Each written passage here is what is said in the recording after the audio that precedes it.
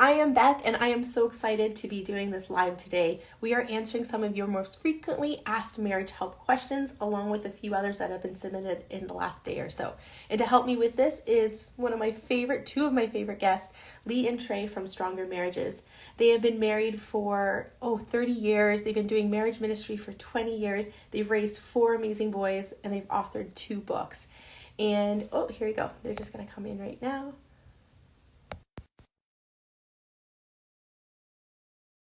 And all kinds of weekend workshops on stronger marriages, stronger families, and I'm just so excited to have them here to help answer all these marriage help questions. So here they are.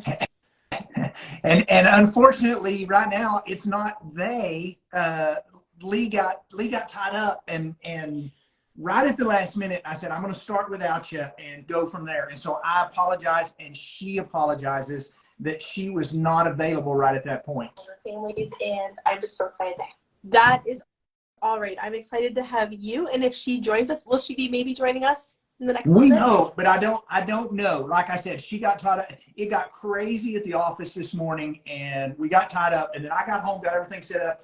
The little thing that holds our camera broke. I mean, it was like the craziest situation ever.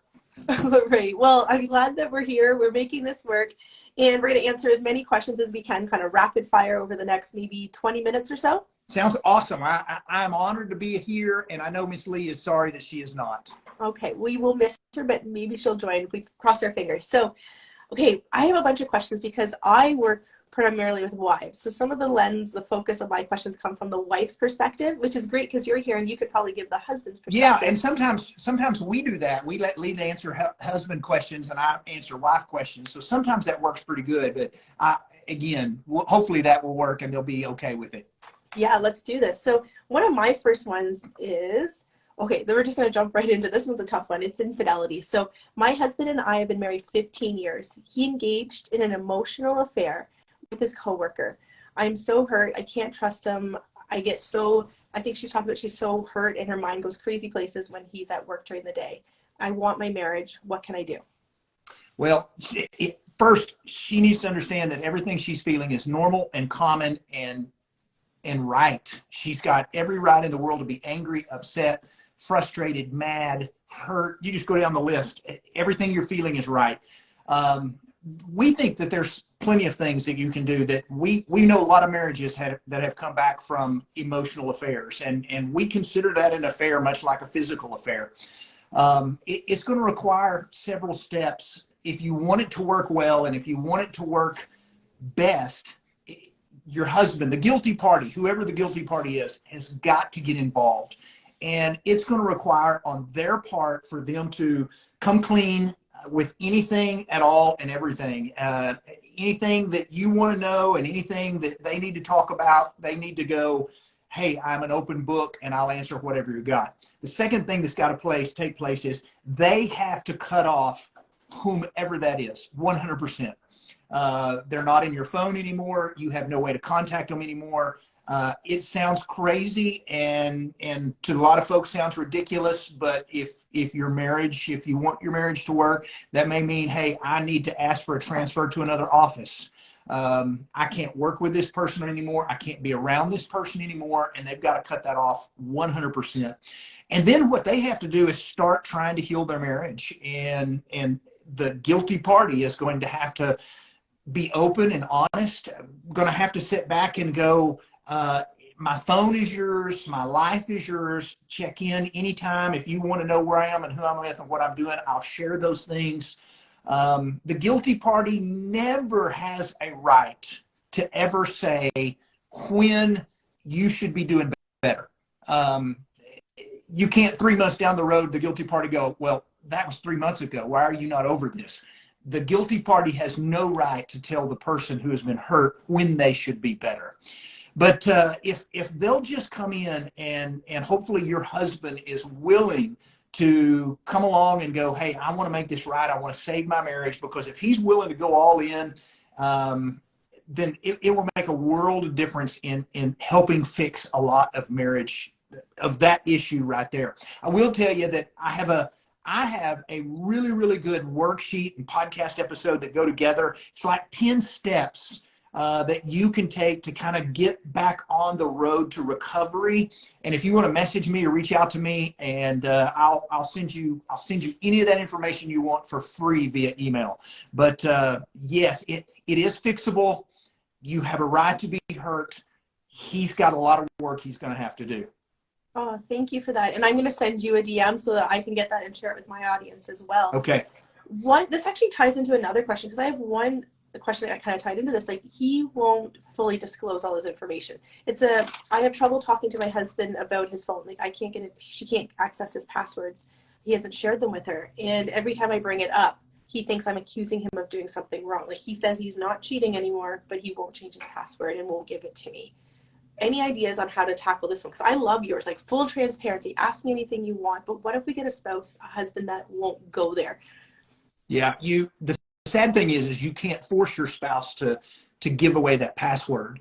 The problem is with him sitting there going, "You're not trusting me, and I'm not going to let you look at my phone." It's just such a red flag of saying, I am doing something on my phone I shouldn't be. And if there has been mistrust and broken trust in the past, one of the best ways to heal and get your marriage better is to allow your spouse to look at anything they want to look at any time. And I wish I could talk to that guy, because I would tell him, "Hey, I can help you make your marriage so much better. Just be open and honest." And Lee and I are full disclosure people. She has my password. I have her password. My phone is her phone, and vice versa. And if she wants at any time, if I'm in a shower, if I'm driving down the road, there's so many times I tell her, I say, "Hey, I've got a bunch of messages. Will you read those to me and answer them for me?" She can look at anything she wants. And that's just not just accountability, but I think it's the way marriages are designed to be. I don't have any secrets. We don't hide anything. The sad thing is there are some people out there that will say, "Hey, you don't have a right to look at my social media or my phone." And all I can say is I hate that, because all it does is send red flags up that I don't care what you say about "you don't trust me." I don't trust you. I mean, if I can't let my wife look at something, then yeah, I'm probably doing something I shouldn't, and I hate that. But that's the way it comes off. Yeah, absolutely. And the way I work with it, because I kind of work with the subconscious mind, I honestly believe people aren't trying to hurt others. Like, we aren't, unless there's a psychopath or a sociopath. Like, there's some other terms in there that they are. But for the most part, most of the human race, we're not trying to hurt others. We have our own stuff. And that husband, he might have his own fear his own shame or guilt from what he's done. And now he can't even address it. He just wants to pretend, "I'm fine, I'm good, there's nothing wrong with my marriage." Or maybe as a child, he got in trouble a lot, and now he doesn't want to feel like he's getting in trouble. He doesn't want to feel like he's hurting others, or he doesn't want to feel controlled. He might have his own beliefs about not giving up his phone. True. And he's having trouble seeing her side, seeing like, here, you know what, if you have full access to it, then I understand that that's going to put your mind at ease. But to me, giving you full access makes me feel controlled, or we're going to have to bring up this conversation more. And they have their own blocks as to why they're not fully giving it all over. Yeah. I don't know what your thoughts are. And that's true. That is a good way to say that. And you just have to come across, if any person who has ever been guilty of breaking the trust, if they would just understand, if I'll just make my life completely open to my wife or to my husband, where they can look at anything, know where I am, put my location on your phone where you'll know where I'm at, any of those things, it simply helps heal things better and quicker than trying to go, "Well, you just don't trust me." Mm-hmm. Absolutely. Okay, we're going to hop into a question. Actually, I'm going to jump off my sheet and head into the messages here. So a wife says, "I got married 6 months ago. There was a lot of attention from my husband. He gave me a lot of attention those first kind of couple of years that they were dating. But now he doesn't care about my physical pain or my tears anymore. He says I'm just too dependent." So it sounds like there's been a big flip-flop, and now she's not getting the same sort of attention when she's hurt. He's shutting down. What are your thoughts on this one? I'm a man, and we are just kind of created that way. What I mean is we are task-oriented people, and I know women are too. But men, I've got a buddy that deer hunts, and he works so hard to pursue a certain deer that he wanted for 2 or 3 years, until he finally got that deer, and then the pursuit was over. And it was like, he doesn't have to go back and kill a feeder, and he doesn't have to do this, and he doesn't have to do that, because that relationship is dead now. In a marriage, so many husbands kind of, like it or not, they're just kind of built of, hey, I got her. She said I do. Why do I have to pursue her still? The thing is that relationship is not a dead relationship. She married a guy. She fell in love with a guy who bought flowers, gave her attention, was compassionate and tender, and loved her. And you can't all of a sudden just come along and go, well, why do I still need to do those things now that we're married? Because she fell in love with a guy that did that. And we talked to a guy the other day that was telling us about a couple that were married 3 years, and she was trying to get across to him that, hey, you still need to be pursuing me. And he said, I am. What do you mean? And she said, you sent me flowers before we got married. And she said, remind me, how did you propose to me? And he said, well, I put rose petals for 20 yards for you to come up to the little stage to where I was going to propose to you. And then she said, when's the last time you sent me flowers? And he said, I guess it would have been that night on our proposal. And she said, where did the guy go that I married? And the little light popped on finally. And he realized, oh, I still need to be doing those things. And so, especially in a young married, the best thing you can do is continue to explain to him. Don't be impatient. Definitely don't drop hints. Just tell him, shoot straight with him. Here's what I need. I need this from you. And I'm the same person that I was before we got married. And I need you to love, I need you to be the guy that I was that I married. Mm-hmm. And I think that's a big difference. And men need to hear, your wife still needs to be pursued other than Valentine's Day and anniversary and Christmas. Yeah, great point. And what I hear with that husband is maybe he's like, I always think there's just an authentic us, like that version of us that often shows up in those dating days, the version of us that's happy, easy, go lucky, who doesn't bring out a lot of our quote unquote baggage. And sometimes when we get married, we kind of forget about that authentic us and we deviate away from it, whether it's work stress, family stress, other stresses kind of compound and diminish that version of us that's like used to glow. And so we have to get back to that authentic us. So I think it's always just a check-in, like, do I like the wife I am showing up in this marriage? Do I like the version of me as a husband that's showing up in this marriage? Or how am I not actually being my authentic, loving self right now? And then what am I doing to contribute to this marriage right now that could be impacting our communication or the breakdown or the physical intimacy? How am I showing up is the big question. I think some self-reflection is really important to see, what can I do to get myself back on track? What is in the way? What do I have to say no to so I can be a better person? And one of the things that couples in general, but men too, women are the same way, that couples don't understand is it took us a few years to figure this out. We're on a team, and we win together or we lose together. And the more we're willing to work together and work as a team, the better our marriage gets. And it's worth the sacrifices of sharing a password with my wife. It's worth the sacrifices of pursuing her. It's worth the sacrifices of her doing things that I need that really not on her list of needs. And we're amazed now at our marriage because we feel very blessed. We've built a strong marriage, but that didn't happen simply by just luck. It required both of us to put in the work to try to build this oneness of we are really one person. You have a male and a female that become one flesh, and it's no longer my phone. It's our phone. And it's no longer my passwords, it's our passwords. It's no longer my money, it's our money. And everything is about us instead of about what's mine and what's yours and what should I do and what you shouldn't do.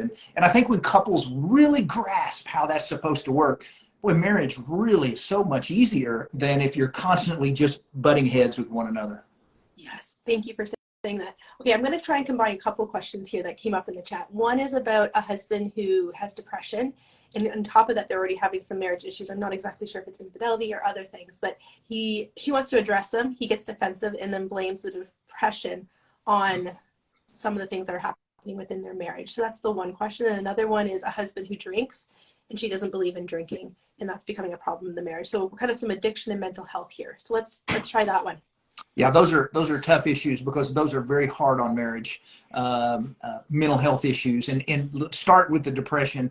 the first thing that you can do, and by far, if there's some depression issues, is talk to a counselor, talk to a doctor, go see your physician, and tell them how you're feeling. And if after 3 or 4 months of trying to work on stuff and it's still not working, go back and talk again, because maybe something that you're doing or something they gave you isn't working, and you need to try something different. The main thing is continue to talk to those people who know how to deal with that depression, whether it's a therapist or whether it's a doctor.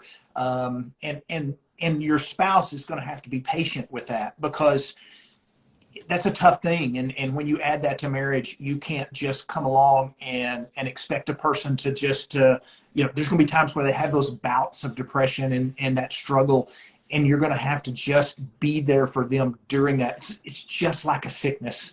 It is a sickness, much like when somebody gets sick, and you care for them during a time while they're down. And it is tough. It puts a lot of stress. As for the alcohol and the drinking, that is very tough. And that's going to have to be something that they communicate about.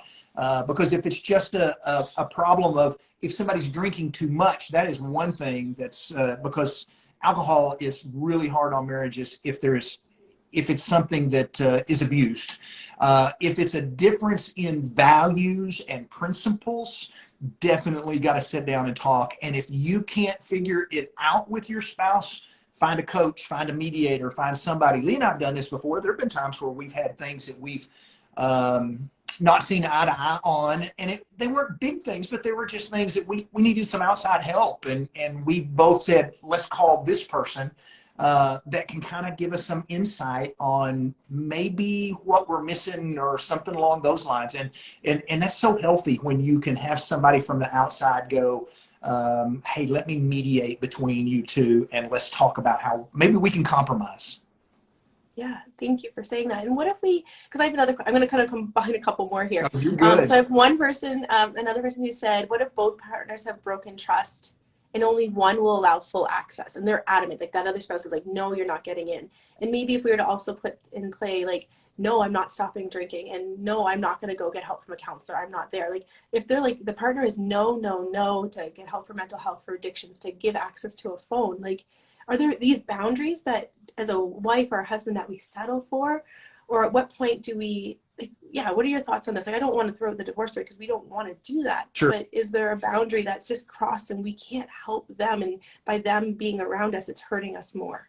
Yeah. Well, I think personally for us, there are few black and white boundaries. We're very cautious with going, yes, you have a right to leave.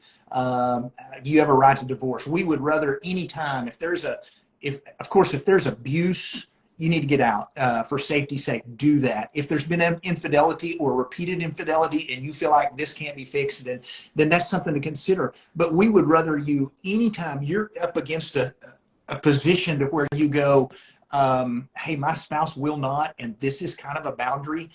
We'd rather you think about separation for a little while than we would about divorce.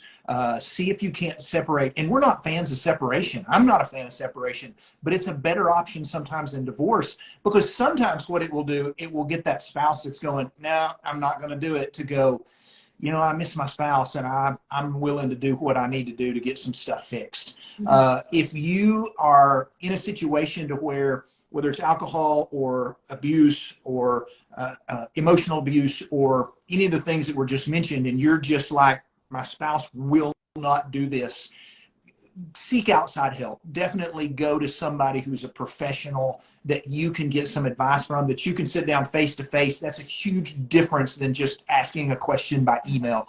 You need to sit down face to face with someone and talk to them and look for some options. But definitely, sometimes it happens, and separation is one of those things. That's a hard card to play, because sometimes separation very easily leads to divorce.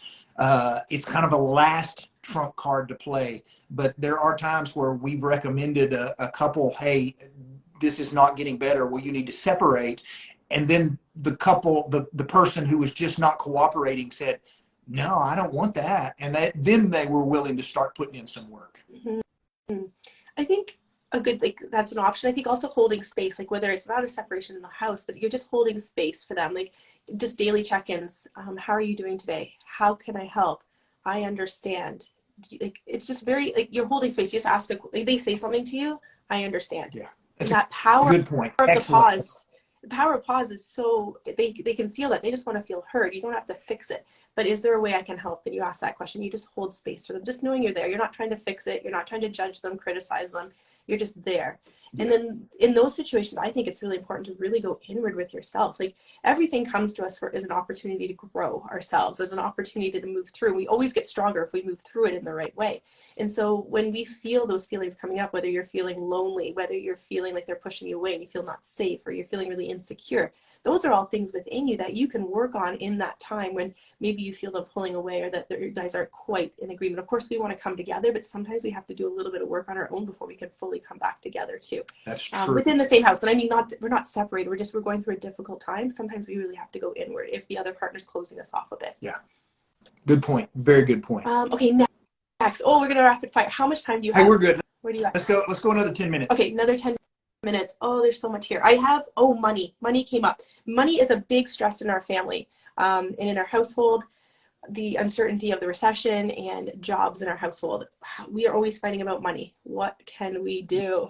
Yeah, that is a great one, and that's kind of something every couple has to figure out. I honestly feel like, now, money's a huge issue. In fact, it may be one of the top reasons for divorce, because when you have financial issues, it's like a wrecking ball that starts smashing all those other little issues out there.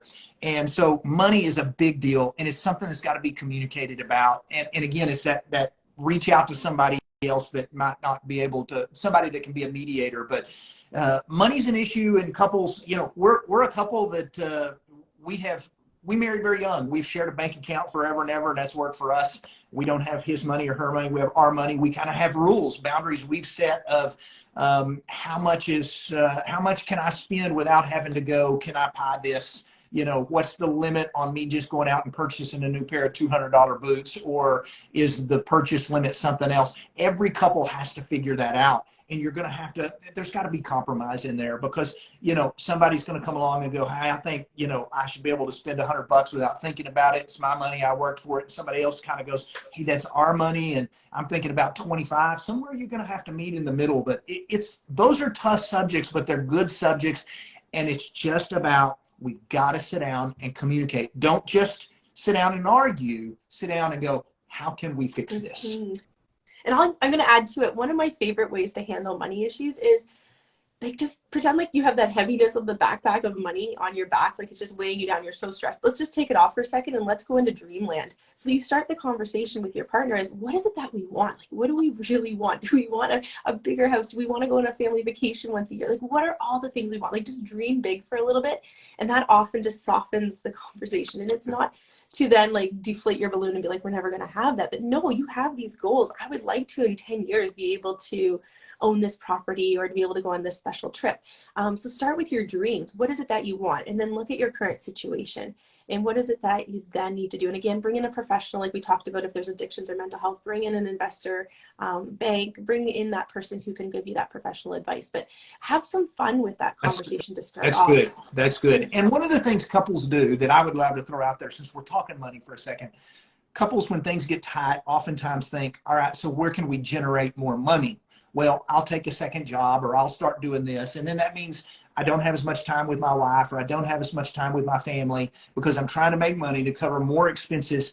And one of the best things you can do sometimes is go, what can we turn off? What can we, instead of trying to come up with how can we make more money, come up with, do we really need Hulu, Netflix, YouTube TV, and HBO? Can we turn some of those off for a little while and just kind of go without? Instead of eating out, 3 times a week, can we eat out once a week for a while? And so there are options that sometimes it's the money thing is it's not always about where can we get more money, because you don't want to spend more time away from your family and more time away from your spouse. Sometimes it's about, what can we cut out right now that will help us? And that's got to be thought about. Oh, that's a good one. All right, next one. Okay. My husband is a very sweet man, but when he gets upset, he curses, sometimes calling me names like the B word, or telling me I'm a shitty wife, or to F off. I always told myself I'd never tolerate this behavior from my husband, yet I keep settling back into it. What should I do? Well, to me, that is some emotional abuse, and somewhere that's got to be fixed. You can't. Well, your options are, and we always tell people this, and I don't think it's an option. Number one, you're going to have to either live with it, which I don't think it's an option, or you're going to have to stand up and go, that's going to be unacceptable. And I think that's your option. And it's probably going to make him mad, and it's probably going to make him upset, but you're going to have to deal with that conflict in order to get him back. And you know, anger is one of those A's: abuse, alcohol, anger, affairs. Those A's are marriage killers. And a lot of people don't realize their anger is such a detriment to their marriage and to their kids. And they deny it, that it's, hey, this is something I got from my mom or from my dad, and she inherited it from her mom or dad. It's a learned behavior, and you can learn to control your anger just like you've just simply learned it. And that's tough.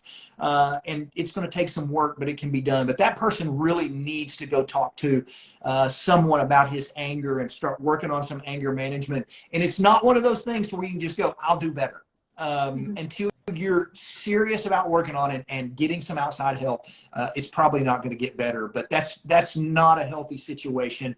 We personally feel like there should not ever be a time in conflict where you're disagreeing with one another, that you're throwing things, screaming at one another, cussing one another, calling each other names. We just think those are unhealthy forms of conflict that basically you're going to teach your kids the same thing, and you're going to hate that you did, because they'll learn it and do the same stuff. Yeah. I one thing you said there I really liked is, oh, how did you word it? A second ago you said he had to start fresh, like however you worded it, like I'm going to do better. I'm going to do better next time. The reason that doesn't work is because that anger is rooted in something really deep. It's not that anger isn't coming up just because you're upset that your wife didn't tell you that the kids had a dentist appointment tomorrow. You're not mad because of the dentist appointment. That anger is really deeply rooted in something else. Often it can be, like you said, a learned behavior, even from watching your own parents' dynamics, or it could be that you felt like you're out of control or being controlled, or you're not good enough, or that you're a failure as a husband because you forgot the dentist appointment. Like, there's often a deeper rooted emotion and belief associated with it, and it's coming out with the dentist appointment that you potentially forgot. So that's one reason why we can't just start fresh or do better next time, because that root is still there, and we got to clean it up right at the root so that it just, you're free of it. You don't have to feel that anger anymore. Yeah. Instead, a different emotion comes up, like a more pleasant one. Yeah. I don't know if there's anything you want to add to that. Or no, there's not. There was one that came by a while ago I would love to address, if I can throw one out there. Okay, somebody asked, what if my marriage is one-sided? Or what if I'm the only one that's feeling like I'm working on it? Do I try to work on it, or do I just not? And boy, we get that a lot, and I'd love to address that here if possible. And what we get is, maybe you've got a wife or a husband that says, I'm really the only one kind of putting out any effort. You know, I'd love to listen to a marriage podcast, but my spouse doesn't want to. I'd love to read a marriage book. My spouse doesn't want to. I'd love to go to marriage counseling, but my spouse. Go without them. Do it without them. Read a marriage book without them. And while you're doing it, talk about how awesome it is. Inspire them. Talk about, oh, you will not believe the chapter I read today, or you will not believe what they said on the podcast, or you won't believe how good the marriage coaching has been going that I'm doing. And anytime that you can do that and inspire your spouse to go, well, I don't know what they're doing, but you know, he's a whole lot better husband than he was before he started this, or she is a better wife, then man, one of the best things you can do is in a one-sided marriage, when you can't get your spouse to kick in and do their share, is to inspire them to pick up their oar on their side of the boat and row. And that's going to happen by you showing them, I'm all in, and I'll read the marriage book without you, and I'll listen to the marriage podcast without you, and I'll go to counseling without you if I have to. And at some point, what will happen is generally that spouse kind of goes, they are working so hard, and I need to start doing the same. Yeah, I agree 100%, because I typically work with wives whose husbands are like, nope, not doing counseling, don't need to work on the marriage, and someone has to take the leadership. Yes. You can stay stuck, or you can take action. Someone does, and they need to start. Often I say, like, start talking about your feelings, what you're working on, how are you showing up in the marriage. And then what happens is you start to feel better. Your partner starts to pick up on that awesomeness, and they're like, I want to feel that too. It's kind of like we walk into the party, and the party's really fun. You can see, like, you can sense the vibration of the party. Or you can go to the funeral and how sad it is. What do you want to be? Do you want to be the party? You start showing up as your best self in your marriage. Your partner wants that too. You're showing up confident, worthy, knowing what you want, communicating better. And it's amazing how one can start that transition to really snowball and change a marriage just by one person starting to do some work if their partner won't tag along. Which Very brings me to well. a question for you. I have a lot of wives who come to me, like, they try to go to retreats or probably some of your workshops or Yeah. other marriage coaches, and they're like, my husband won't go. So then they seek me out. But do you ever have wives or just husbands attend your workshops? We do, and we tell them come without them. Best thing you can do is just come without them and learn and grow, and then go talk to your spouse about it. Generally, what we have at our workshops is we have not always husbands, sometimes it's wives. We'll have a husband that feels like, well, I got drug here, and I didn't want to come, but I'll come. And then by the end of the workshop, they're going, this was awesome. I'm so glad I came. And we're like, just give it a chance. You don't know how good things can be in relationships unless you put in a little bit of effort. And so we do see that all the time. And even if your spouse isn't kicking in, you can inspire them to do so if you'll just get out there and you just keep after it. Wonderful. Do we have time for any more, or do you want to wrap Yeah, up? let's do one more. What do you got down here? Oh, there's so many, but let's see. There's one about long distance relationships, fun date ideas. Wonder if we could tie those ones together. Your long distance, how do you make it work, and throw some fun ideas in there. Well, long distance relationships are very tough. Whoever came up with the old saying of absence makes the heart grow fonder was a liar. At least, unless you're talking about a day. When I hadn't seen my wife for a day, or she's gone overnight somewhere, then yes, I'm so ready to see her. But I throw this out here because this is important. Sometimes people will come along and they'll go, hey, I've got a job offer somewhere else out of state, and it'll pay a little more, but I'm going to be gone for a month. And I'm like, is it really worth the money? Because it is so hard on your relationships. But there are those military pilots, different things like that. And so let's talk about that. Best thing you can do, set some boundaries. Number one, if I'm away from Lee, I'm not going to go anywhere that could get me in trouble. Meaning, I may feel lonely, I may be away, I may feel like, man, I need some company, but I'm not going to go to a place that's going to possibly set me up for some failure somewhere. So set some boundaries. I'm not going to go do single things or hang out with single folks that are going to pull me away from something I should be doing. But then communicate. Let's talk on the phone. Let's FaceTime every day. It's so much better than it was a long time ago. Now we have the ability to text and check in, and those are all healthy things. That should be a part of your daily activity. Another thing that would be great, and we have couples that do this, is long distance relationship. We had an Army family the other day, and she sent her husband with one of our little daily marriage challenge books, and she kept one for herself. And then they would talk about what they read that day from the book. And it kept them connected with more than, what did the kids do today and how was work today? It gave them time to talk a little bit about marriage. What did you think about that part on such and such? So I think anytime you can do those on long distance relationships, it's healthy. As for dating, oh my goodness. Every couple should be dating and you should never let more than 2 weeks go by that you hadn't gone on a date somewhere. And I know people will immediately go, oh my goodness, we can't afford a date. We can't afford childcare. You can do all kinds of stuff and go on dates with all those things. Dates don't have to be expensive. We go on fancy dates occasionally, but there's a lot of times we'll go to the dollar menu at Sonic and then go to the park and eat. And I mean, we spent $7. You can go when we had little ones and we couldn't find a sitter, Leah'd get them in bed and I'd run to Dairy Queen for blizzards or ice cream or something. And we'll put them to sleep and we'll have secret ice cream and sit on the porch and visit. So there's so many things you can do for dates.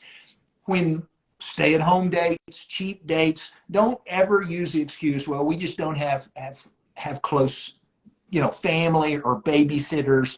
There are ways that you can get by with that. We had a couple when we had little ones, multiple little ones. we had a couple who also had some just the same age as us. And we would tell them, we'll watch your kids this Friday and they can play with our kids. So our kids loved it. It's like, our friends are coming over. And then you watch our kids next Friday. And both of us scored free babysitting, because it was like, they'll go out this Friday, we'll watch our kids. We'll go out next Friday while they're watching our kids.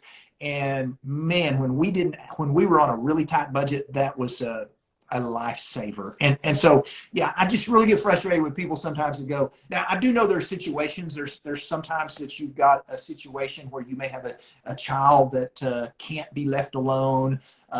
Maybe there's a situation, very few of those, where you can't go on some kind of date or stay up and play a board game after the kids go to bed.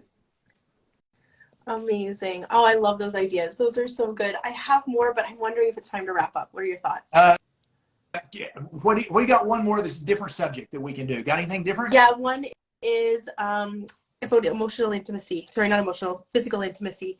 My husband's love language is physical touch. We have a young child who's 9 months old, and I do not feel like physical intimacy at all. I sense he's growing more distant and resentful.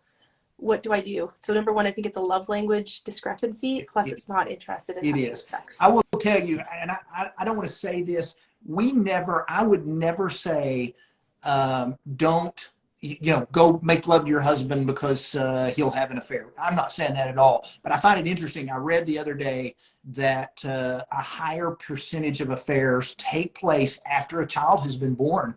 And I didn't know that. That was something new, that new children put stress on a baby and stress on a marriage. And for some reason, and it shouldn't be that way, that's when a lot of affairs happen. And I'm not saying this is going to happen with this. What I am saying is, yes, you're in a unique time to where right now you're worn out, you're tired, you sleep when the baby sleeps, they wear you out all day long, and you have a right, and he needs to understand that, and that is totally okay. At the same time, try really hard to communicate that to him, that let him know that, hey, right now I am wiped out. I've had a sick kid all day, or I've had baby. I'm just tired and I don't want to be touched.